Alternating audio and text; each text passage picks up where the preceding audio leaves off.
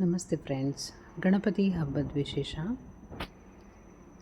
ಗಣಪತಿ ಹಬ್ಬದ ದಿನ ನಾನು ರಂಗೋಲಿ ಹಾಕ್ಕೊಂಡೆ.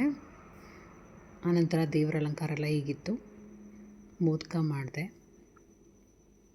ಹಾಗೆ ನೈವೇದ್ಯಕ್ಕೆ ಪುಳಿಯೋಗರೆ, ಸಾಂಬಾರು, ಮೋದಕ, ಹೆಸರುಬೇಳೆ, ಕೋಸಂಬರಿ ಎಲ್ಲ ಮಾಡಿತ್ತು. ತುಂಬಾ ಚೆನ್ನಾಗಿ ಬಂದಿತ್ತು ದೇವರ ಅಲಂಕಾರ. ಮಾವಿನ ಎಲೆ ತೋರಣ ಕಟ್ಟಿ ರಂಗೋಲಿ ಹಾಕಿ ಮನೆಯಲ್ಲೆಲ್ಲ ಹಬ್ಬದ ಕಳೆ ಎದ್ದು ಕಾಣ್ತಿತ್ತು. ತುಂಬಾ ಚೆನ್ನಾಗಿ ಬಂದಿತ್ತು ಹಬ್ಬ. ಪ್ರಥಮ ಪೂಜೆಗೆ ಒಪ್ಪಿರೋದಂತಂದರೆ ಗಣಪತಿ. ಆದ್ದರಿಂದ ಯಾವುದೇ ನಾವು ಸಂಕಷ್ಟ ಬರಲಿ, ಕಷ್ಟ ಬರಲಿ, ಇಲ್ಲ ಮೊದಲು ಜ್ಞಾಪಿಸ್ಕೊಳ್ಳೋದೆ ಗಣಪತಿನ. ಏನೇ ಕಷ್ಟ ಬಂದ್ರೂ, ಯಾವುದೇ ಕೆಲಸ ಶುರು ಮಾಡಲಿಕ್ಕೆ ಮುಂಚೆ ಫಸ್ಟ್ ನಾವು ನಮಸ್ಕಾರ ಹಾಕೋದು, ಯಾವುದೇ ಪೂಜೆಗೆ ಮುಂಚೆನೂ ಪೂಜೆ ಮಾಡೋದು ಗಣಪತಿಗೆ. ಹಾಗಾಗಿ ಗಣೇಶ ಚತುರ್ಥಿ ಅಂತಂದರೆ ಎಲ್ರಿಗೂ ಸಂಭ್ರಮ. ನಮ್ಮ ಮನೆಯಲ್ಲಿ ಗಣಪತಿ ಪ್ರತಿ ವರ್ಷ ಕೂಡಿಸ್ತೀವಿ. ಅದು 3 ದಿನ ಕೂಡಿಸ್ತೀವಿ. 3 ದಿನ 5 ದಿನ ಗಣಪತಿ ಹಬ್ಬ ಅಂತಂದರೆ ಅದೊಂಥರ ಒಳ್ಳೆ ಸಂಭ್ರಮ ನಮಗೆ. ದೀಪ ರೆಡಿ ಮಾಡಿಕೊಂಡು, ಬತ್ತಿ ಹಾಕಿ, ಎಣ್ಣೆ ಹಾಕಿ, ಹಾಗೆ ಪೂಜೆ ಜೊತೆಗೆ ನೈವೇದ್ಯಕ್ಕೆ ಮೋದಕ ರೆಡಿ ಮಾಡಿಕೊಂಡೆ. ಮೋದಕ ಚೆನ್ನಾಗಿ ರೆಡಿ ಮಾಡಿ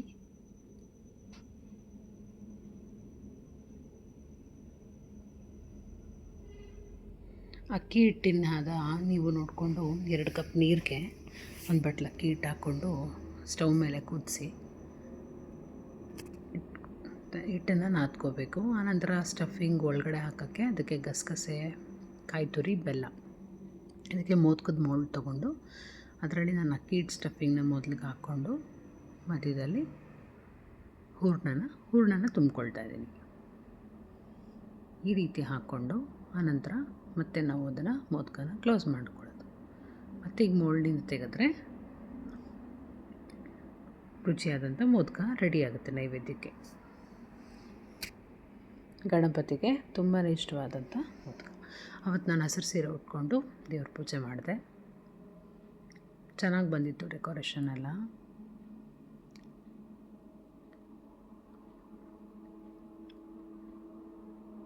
ಹೆಣ್ಮಕ್ಳಿಗೆ ಹಬ್ಬದಲ್ಲಿ ರೆಡಿ ಆಗೋದಂದ್ರೆ ಒಂದು ಸಂಭ್ರಮ.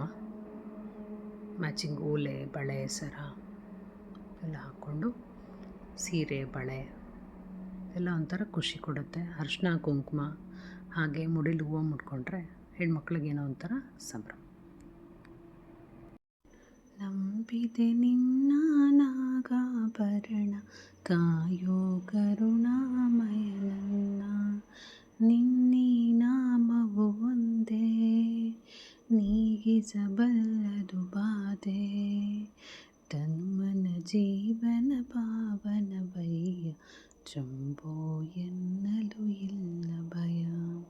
ನಂಬಿದೆ ನಿನ್ನ ನಾಗಾಭರಣ, ಕಾಯೋ ಕರುಣಾಮಯ ನನ್ನ.